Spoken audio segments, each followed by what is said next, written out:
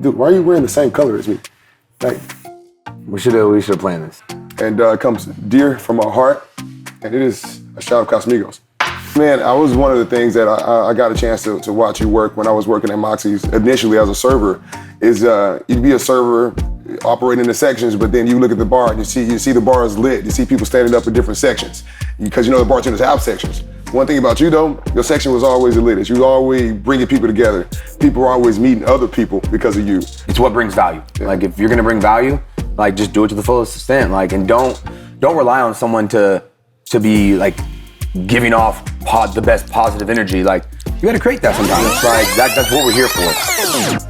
Welcome to my block. I'm John Pittman, the token advisor, but I'm also a bartender at one of the hottest spots in Miami. Here, I welcome guests from around the world to open a tab and hang around for a cocktail and some conversation.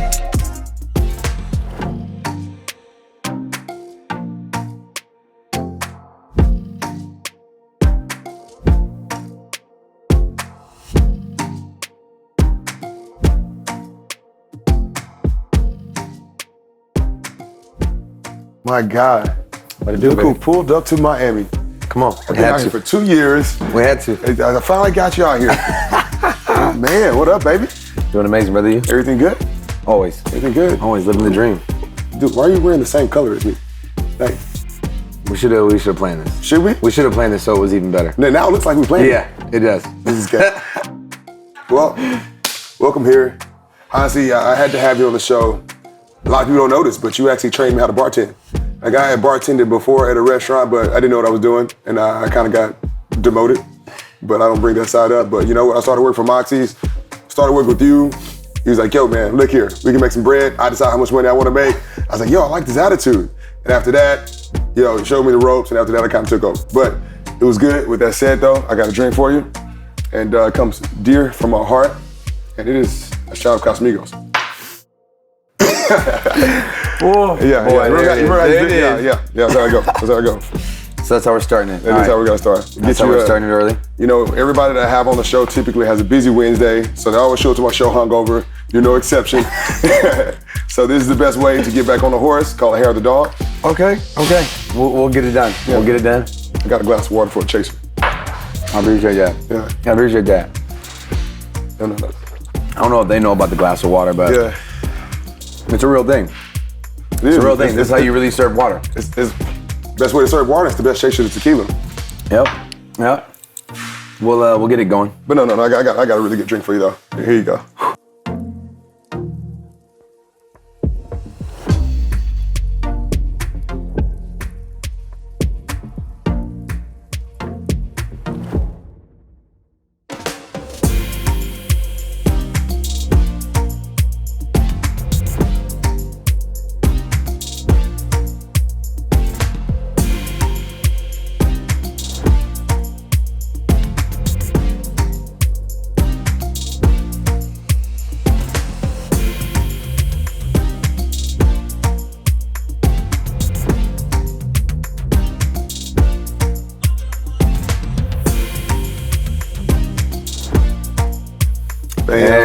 There it is. What is this? So I was actually having a hard time trying to figure out a name for it, but with you wearing that shirt, me wearing the shirt, and that drink is also matching us, we're calling that the same outfit. Perfect. That's the goal. We'll take a taste, man. But yo, man, let's catch up, man. How did you get into the bartending industry, honestly? I never really asked you that. Yeah. The industry's wild. One, I'll start by saying that. I got into the industry, I want to say now it's probably been like 7 years ago. Right. Now probably coming close to 8 years. And I got into the industry when my license got suspended, so I couldn't sell cars anymore. So car salesman, that makes sense. Yeah. Did that for a few years, loved it. But yeah, once my license got suspended, I worked for corporate dealerships, so it was like, you know, it wasn't an option. And I ended up going to TGI Fridays, getting drunk with a buddy. We were doing like some special like Long Island, and he was like, yo, you should definitely bartend. And I didn't know nothing about alcohol. Yeah. I knew Bombay and lemonade from Wiz Khalifa, and then I knew just Crown we drink that before we went out, just black out before we even like touch the street. Yeah. Outside of that, nothing. And that's how I got my start though. So did he tell you to bartend because he thought you were gonna make good cocktails, or he's like, yo, I like your energy, I like what you bring to the establishment? What was the origination of that? Well, no, like it was just like a guy that like I hung out with. So like we hung out together. He was just like, yo, you got a lot of energy. Like you would probably like crush it doing this. And I was like, well, I'll at least try it. So I ended up getting a job serving at TGI Fridays and literally just trying to outwork every person I could in order to get behind the bar. And it just wound up happening that I ended up going to another company and a super amazing guy, this guy Paco, ended up giving me a position behind the bar. Honestly, man, I was one of the things that I got a chance to watch you work when I was working at Moxie's initially as a server, is you'd be a server operating the sections, but then you look at the bar and you see the bar is lit. You see people standing up in different sections because you know the bartenders have sections. One thing about you though, your section was always the latest. You were always bringing people together. People were always meeting other people because of you. That was always a strength of yours. Do you really find happiness, I guess, introducing people to each other and kind of bringing those people together? Oh, 1000%. Yeah. Like it's honestly like something that just like brings like more energy to me. And I got that from a guy, Steven. Like I was trained just like you were. Like I saw somebody that was doing something that I was like, yo, this is what I want to do. Like I see how they control a bar, how like their side of the bar is completely packed and another side of the bar is like dead. And it's like people are looking like, what's going on? Like I can't get a drink in here. But this section of the bar is good. And so that was definitely like what I took from it. I was like, oh, like I want to get behind the bar and I want to show that like I can also bring that to people. Like I want people to want to wait for me. Like I want people to be like, oh no, I'm good, I'm waiting for him. Or I want people to come to my area that they know is packed and they're okay with waiting for a drink. Like they're okay with like waiting for an experience because that's what it is. Like you can go get a drink anywhere. Like I could drink a vodka soda at home, but I would say, but you want to come to this bar to drink a vodka soda. You want to pay $15 for this vodka soda here because of the experience that, you know what I'm saying, I don't mind. I enjoy giving to people. Yeah. So with that said, I know you're bringing these people together. You know what I'm saying? You're bringing money into the restaurant. So ultimately, this is almost like you are on a contract with the restaurant. So once you start realizing that you're at that level, do you start contracting your services out to other bars? What's that process work, and how do you think about that? What's funny is I literally was just in a conversation with the director of the venue I'm at now, which is Joy Restaurants, and he had made a comment. He was like, "You see yourself almost as like an independent contractor," and I do. Like I kind of more so look at it as almost like a business. Like I try to see it like the same way a business would. Like like there's certain goals, there's certain budgets. In order to hit like the targets that I want to. And so I definitely see myself as like an independent contractor. And as soon as I found out that, taking your talents and moving like would also end up growing your business. It's like, having a store that is located in Miami, amazing. Open up a store in Brickell, amazing. But how do you grow your brand even more? Well, you open up another store in another location. And then you get more regulars. And then you open up another location. And I think one of the reasons why I feel like, it's not for everyone, but for the people who, like do see it as like a route to like grow their business and be successful, I just think it's like the best option. If you're willing to put in the work and if you're willing to have your own standard, I think is where like you have the ability to just grow exponentially. Like it's amazing, you know what I mean? Like there's a ton of different restaurants. They're all gonna have like their own guidelines, this, politics, exactly. Like that, but when you can hold a standard to where people know when they come to see you, like they're gonna get the experience, they're gonna get, something that other places, it's not a guarantee. Like you're not guaranteed to get someone that's gonna have a good time with you. You're not guaranteed to get someone that's gonna introduce you to the person next to you. Like none of that stuff is coming. You want to send this girl a shot over here? Are you gonna like hype this man up when you drop the shot off for him? Or you know what I'm saying? Hey, this guy over here wanted to send you a shot. Like, or are you gonna? Is the guy gonna be like, "What's your name, man?" I got you. Okay. Hey, man, my buddy over here, like, he wanted to send you a shot. Like, it's just, what are you willing to do? How are you willing to do it? But no, I think it's been one of the best experiences ever. People really, I think, bartenders in Houston, they've really started to see themselves as like entrepreneurs that I really haven't seen translate to other cities. Now, if I'm here in Miami, I'm seeing all these people like I bartended in Vegas, I bartended here. where they're really relying on just a busy restaurant at a busy location versus like, nah, man, I have an empty bar, I have to fill it. How do I do that? How do I do that? That means I have to go out, I have to go shake hands, have to let people know what my schedule is. I have to make sure I'm working the same days. I have to make sure I'm at the right locations at the right days, and kind of putting all those things in together. You got to negotiate all that too. Yeah. Like that's something that I feel like a lot of people take for granted. Like, is a lot of those things like you have to learn to operate. So it's like it's one of the reasons why I feel like you're an independent contractor. Like I'm running a mini business. Like, you know, like when I'm behind the bar, like it sometimes it is stressful. Like there's a ton of things that are going through my head because it's the same thing that would be going through an owner's head, except for my business is right here. And so I'm trying to control my business. Like I want the same days. Like I want to work the same days every day of the week so that people can know, like, okay, on Wednesdays, I'm going to come here to see him. I gotta stop by there and say hi. I gotta stop by there for a drink. I gotta stop by there for a drink. Well, they're not here to wing it. Like, oh, am I gonna see Hector this day or not? No, like, and so I think that that's one of the biggest things too, is like you have as much control as you're willing to negotiate and you're willing to demand, and then, you know, you're willing to risk. Like, and you know, ultimately, I think that people don't realize in service industry, like that's the difference between making $40,000, $50,000 and making $140,000, $150,000 is how much are you willing to put into your craft on those days when you're not behind the bar. And speaking of that, I know you got you've had to, with this whole mindset, like, you know, I need to open up additional locations. Now you're like, you know what, I want to go ahead and have a catered event to where all my regulars can come hang out, and that way I can give them the attention I need.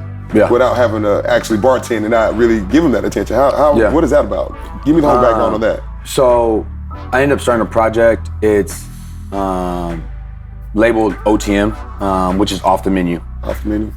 And the project stems from like wanting to do like just what you said, like to share experiences, to create experiences, but then also to be able to control the experience more and more and more, to tailor it in, to make it more and more exclusive, to where it's not something that you can go and mimic.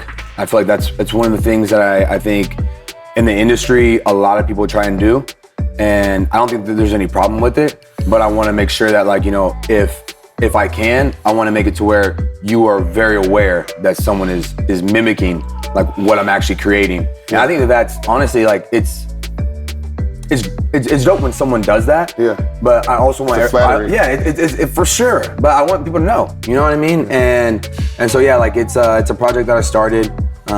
In the beginning, it was okay, bet, like, let's basically throw a party. Right. And, you know, bring a bunch of people together, like, and create a super dope experience. And then it just grew into like, whoa, like there's so many other, you know, opportunities for this to grow, for this to be even more. And now it's a project that, you know, I'm looking to, you know, launch other divisions for, and I'm looking to, one, bring in other people, like, to grow with. Yeah. And I think that's something that, you know, in the bar industry, you learn very quickly, like, you can't do it by yourself. Yeah. Like, you know, this restaurant, you can't be the only bartender. You can't make the drinks for the restaurant out here. You can't also, you know, give a guest the greatest experience without being able to trust someone behind you, without being able to, you know, rely on other people. And I think that it's just an opportunity for me to grow as a person too as well. And then, yeah, like take, you know, business even further. And then hopefully, you know, build some relationships that take me into the future with it. And I know you say build relationships. I think that's one of the underrepresented benefits of being a bartender. And one of the reasons why I started the show is just like, you're sitting at this bar, I'm meeting more people than anybody on this planet. Like, people don't understand it. Like, I'm going through 200, 300 people a day, hanging out with them an hour at a time. But because of that, I meet some dope people. Yeah. Dope people all the time. And those dope people don't even know about those dope people over there. And like, these people don't know about these because these people only get drunk on Mondays. These people only come in for dinner on Thursdays. But when you have an event like that, you put it on somebody's calendar, you get a chance to have everybody pull up at the same time, and then they get to meet each other. And at that point, they get to meet each other's friends, and now you start building a community. Yeah. And I think, ultimately, man, like, that's what's gonna be the real huge benefit out of this. I definitely feel like it is. A lot of the times there's a routine that people get into. I feel like for us, routine is what's gonna save our lives. Yeah. Like, if we don't have a routine, then wake up in the gym, like, I'm doing this. I cook my chicken and broccoli. Like, I have non-negotiables. So these got to get done. But I also feel like there's extremes to everything, and I feel like a lot of people just get stuck in the same routines, and even their outings turn into the same, where they go out, they may talk to the same people, they may do the same things, and you're one of the people that like forced me to grow. Like you made it very easy, but you're also like, yo, like we're gonna make this happen. And it's one of the things that like I want to share with other people too as well. Like when you can, you go out, like you said, only on Mondays, or you only go on Tuesdays, or you only go here, but growing a regular base, and then bringing them in to a venue where it's like, hey man, like I'm gonna do an event, like I would love for you to pull up. And now I have people that would never be at this spot at this time, and then now it's able like, hey man, like yo, like I want you to meet this dude, or I want you to meet this person, like, and then those people can connect and grow. Like, I think all of it comes from just like wanting to be a part of like just the evolution of something, like, and to create something. I think that a lot of people either miss out on opportunities just because of the fact that they're not willing to take chances, they're not willing to risk their comfort, and I don't want to do that. And I also want to express to other people like, me going out of my comfort zone is actually what's changed my life. And so anytime that I can like bring that to someone else, I want to. How many times have you had somebody who sat down who's just really not trying to give you the sauce? They're not trying to have a good time. And you do like I do, he's like, yo, here goes a shot. Have a shot, and they're like, oh my God, I don't want it. You take the shot, after a while, they're starting to cheer up, and like, then somebody else shows up. This is your boy, like, yo man, come get Chris over here, man. He acting like a little tonight. And all of a sudden, they're vibing out. It's like, you know what, they came to your bar on that one Monday, but every Monday they come is different. Every Monday they come is different, and that's why a lot of times I think people really value, because like, they don't know what type of good time they're gonna have, but they know it's gonna be a good time. It's all the time. I think that you have to practice too as well. Like, people do come out and all they're looking for is like, you know what, I'm just gonna go out, like I just wanna drink, I've had a super stressful day. They don't wanna talk to nobody. Like, that's what makes an amazing bartender, is one, to read the room, and also to be able to read the person. Like, normally, like, somebody is going out, like, they sit at a bar, like, you wanna talk to somebody. And even if you act like you don't, or you give off vibes like you don't, like, certain people would just be like, okay, bet, I'm just gonna leave this person alone. Like, but other people are like, how can I change? How can I like brighten this person's day up? How can I like, make this person come out of their shell? Or, like, am I willing to be uncomfortable and to see if they're, open to something, like see if they're open to a conversation. If you're scared to give someone a chance to have a good time, then I don't it's like, what, like I mean, 400 people a day, though. Like, I don't have to carry you around, man. Like, and I think that it just tends to like who you're gonna be around, who you're gonna have like consistently come and see you. If I come out and I know I'm not trying to, like, I have a rough day, I'm just here for a drink, and then all of a sudden now I'm in a full-blown conversation with the bartender, I'm having a good time, he's introducing me to people, and then I'm leaving 2-3 hours later, and I'm like, having spent more money. What the hell? Like, why how did I just have this great time? I'm definitely going to see this person, like, no matter where they're at. And I feel like that's just, it's what brings value. Like, if you're gonna bring value, like, just do it to the fullest extent. Like, and don't rely on someone to be like giving off the best positive energy. Like, you gotta create that sometimes. Like, that's what we're here for. And I feel like that's why there's certain people that are sought after, and there's certain people that are, partners just fill-ins. Like, I thought you're a fill-in. Like, you can make a drink, great, no problem. Like, but no, like, I can create an experience. I can create also just a good time for someone. Like, I feel like if you sit at my bar and I'm bartending, like, odds are you're gonna have a good time. And if not, I at least try. So honestly, it's one of the best compliments you can get from a bartender. Is like, that bartender lets you know that you're his bartender. Like, damn, I'm a bartender's bartender. It's like when you're a rapper listening to Drake, like, yeah, I know, you like that. You like that. Exactly. I like that. So I know you say you bring people together and things like that. What have you had a chance to work on some additional projects as a result of the people you've met through Off the Menu or through your bartending experiences? Definitely. And I feel like, honestly, doing the Off the Menu and starting that project, I think it also allowed other people to see, like, oh man, like, this dude actually is like smart, like, educated, like, talented, like, he's raw still, but they're like, man, like, I could see myself like working with him on something in the future. Like, and once someone sees you create something, it doesn't really matter what it is, they see you create something. If there's someone that grows talent, if there's someone that is a mentor to someone, they're like, okay, like, I see something here, like I could even take him to another level. And I think that's what's honestly like been the biggest thing, there's this guy, Julius. Yeah. He runs a nonprofit.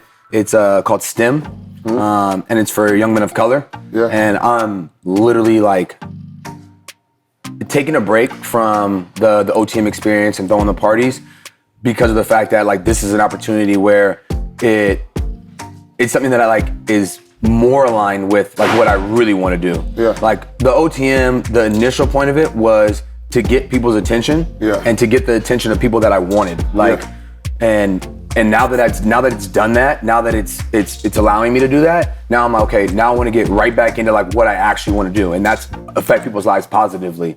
Like my life wouldn't have been this way unless I was, unfortunately, the most stubborn person that like ever. Yeah. Like, and so now I'm like, you know, like how do I make this easier for other people to come by? And yeah, like I'm super ecstatic for it. Like I literally can't wait. But what does STEM stand for? What is the organization? What is its goal right now outside of helping black men? What type of black men are they helping? So it's obviously young men of color. So a younger demographic. 9 to 13 is where it starts off, and they keep the education and the growth going, you know, to 18, and then obviously those relationships, you know, when you're doing anything with mentoring, when you're doing anything with like changing people's lives, like you're always connected with that person. Yeah. But that's where it like is. It's a very vulnerable age group. Exactly. That's where it's targeted for. But it's to grow opportunities for like coding, for engineering, for mathematics. Like, you're extremely smart. I think that's one of the things that, you know, when we first met, I was like, wait, hold on, you have what degree? Like, well, you do what? Like, cause I'm like, didn't nobody that looked like us have this kind of stuff. I'm like, I'm just not used to it. Yeah. Bartend is a good deal. It's like, a good deal. Like, you just put it over, it's a good deal. Like. And so, yeah, like the project is to grow those opportunities and make it more available to, honestly, people that look like us. Yeah. Like there's all those opportunities I think that are out there, and it's to make it easy. You know, it's to also like let those kids know like, hey, like there's other people that look like you that are smart. There's other people that look like you that, you know, see the value in this, and then it's showing them like, dude, like there's so many opportunities in this field, and like you can take over it. You know what I mean? And I feel like right now, or not right now, but like previously, like in the past, it almost seemed like those opportunities weren't there, or they were shut off, or they were blocked. There was no social media. There was no ways to really see these opportunities now. So now combined with him going in and putting hands-on approach, and them getting a chance to see these minorities be successful outside of being in music or sports, like that's just another reinforcing type of 100%. And anything that I can do to help that, like I want to. Yeah. Like now, I'm like, man, like I wish I would have like been able to get into something like that. I wish there would have been, you know, someone that would have been a little bit harder on me to be like, hey, like, you know, being smart is actually like the dopest thing. Like, and then like help me through it. Like when it got tough, like, and I was like, you know what, like I'm done. Like that would have been there to be like, no, like you got this. Like you have coaches for sports, you have coaches for, you know, whatever. Like if you, like I've been in tons of situations where I'm like, you know what, like I'm done, man. This is just too much. And there's been someone that's been like, come on, you got this. Like, and like, if there's anything that I can do to help that for someone else and to bring that to someone, I want to. Because I feel like it's so easy in those atmospheres to be taken away, to have one person, you know, one day just have a bad day and be like, you know what, this is just too hard, and give up, because it's an option that people have every day. And so I feel like, you know, just opening up the opportunities to give people the chance, and also the knowing of like, hey, like we got your back. Like we want you to be successful, and when it does get tough, like that's what we're here for. Like you're already smart. Like you're already talented. Like we're here for when it gets tough, that we're gonna be like, we got you. Don't worry about it. Yeah, we've seen the situation before. We coach you through it. That's really why I really enjoyed the service industry, because it was really my first big salary jump, when coming from my high school job where I was getting paid $7 an hour. And all of a sudden I started working at a restaurant, where all of a sudden I'm making, you know what I'm saying, $100 in like a 10-hour shift, which is a lot to me then. You know what I mean? But then I'm also getting a chance to take care of people who are in these other industries. I'm seeing them be successful. I'm seeing them come in, you know what I'm saying, spend, you know what I'm saying, $150 on a dinner, and it's like, yo, what is going on? What are these people doing? You know what I'm saying? Yeah, like, cause I mean, our families didn't go out to eat growing up like that. So it's like, I think that was really the benefit of the service industry is when it started teaching me that, like, yo, first I can make cash, and I can engineer how much cash I make. Yeah. Second, thirdly, I can go and meet people that are doing great things as well. And fourth, those people, they want to teach you. They want to see other people see, because ultimately, once you get to that level, you do want to make the world a better place. You know, and once you are able to put shelter over your head and food in your mouth, it's like, all right, what am I doing to make things better for other people around me? And you get to dictate a lot of that. Like, people don't realize, like, you can easily go into a shift and make no money. Like, you can easily go into work and just get by. And that's totally fine. It's easy to do. But you can also go in there like, I'm gonna try to make as much money as possible. I'm also gonna try to give the best experiences, which is in turn gonna make you the most money possible. And once you do that, and then you're like, how did I just make $100 on 50? Yeah. Like, so let me just keep redoing this over and over again, and then like I can expand this into even more. Like, and then you're not even counting the money. Now it's just a habit. Now it's just a habit. Now you're a good person. Yeah. Like you just wanted to be a good person, trying to make more money, trying to create this habit. Like, so it's wild, man. But honestly, I look forward to seeing you kill it. I already know you're gonna kill it. Can't wait for you, you know what I'm saying? That's to link up back into Miami. I know I'm not gonna see you out here for a while. Or are you gonna start pulling up every 2 months? Hey man, I'll definitely be back. The venue I work for now, we're gonna be out here in Aventura soon. So It's like 45 minutes away, but it's close enough. come on, a 45-minute drive ain't nothing to me. All right, man, baby. I appreciate you.